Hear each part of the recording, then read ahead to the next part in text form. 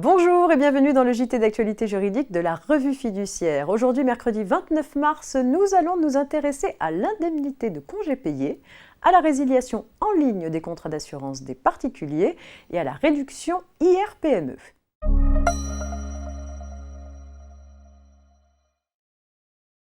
Une cour d'appel avait rejeté la demande d'une salariée qui réclamait 5 120 € d'indemnité compensatrice de congés payés. Cette décision s'expliquait car la Cour avait constaté que le bulletin de paye de la salariée de mars 2018 mentionnait l'indemnisation de 29 jours de congés payés au titre de l'année précédente et de 13 jours au titre de l'année en cours. La Cour en déduisait que la salariée avait été indemnisée pour ses droits à congé, d'autant que l'intéressé ne prétendait pas ne pas avoir reçu le paiement du salaire mentionné sur ce bulletin de paye. Mais en cas de litige, c'est à l'employeur de démontrer qu'il a bien payé le salaire, même s'il a délivré le bulletin de paye correspondant. Les juges ne peuvent pas rejeter la demande d'un salarié en se fondant sur une présomption de paiement liée à l'acceptation sans protestation ni réserve d'un bulletin de paye. Ici, il appartenait donc à l'employeur d'établir qu'il avait exécuté son obligation et payé l'indemnité de congé payé.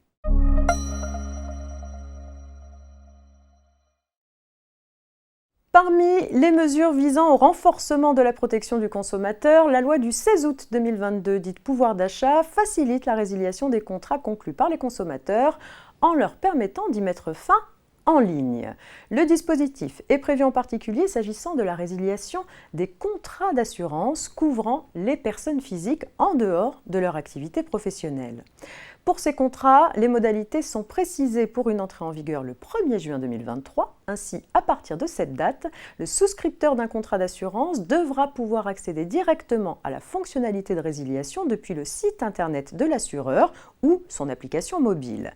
Pour que cet accès soit garanti, la fonctionnalité sera présentée sous la mention « Résilier votre contrat » ou toute autre formule analogue sans ambiguïté, en caractère lisible. La page consacrée à la résiliation contiendra un rappel général des conditions de résiliation des contrats. Elle comportera également un formulaire permettant au client de s'identifier et de préciser sa demande, nom, prénom, moyen de contact, numéro de contrat, motif de la résiliation et date de l'événement donnant lieu à résiliation. Le souscripteur accédera ensuite à une page récapitulative de sa demande de résiliation, lui permettant de vérifier et modifier les informations fournies, puis finalement de confirmer sa résiliation du contrat par l'activation d'une fonction directement accessible présentée sous la mention « Confirmer ma demande de résiliation » ou toute autre formule analogue sans ambiguïté en caractère lisible.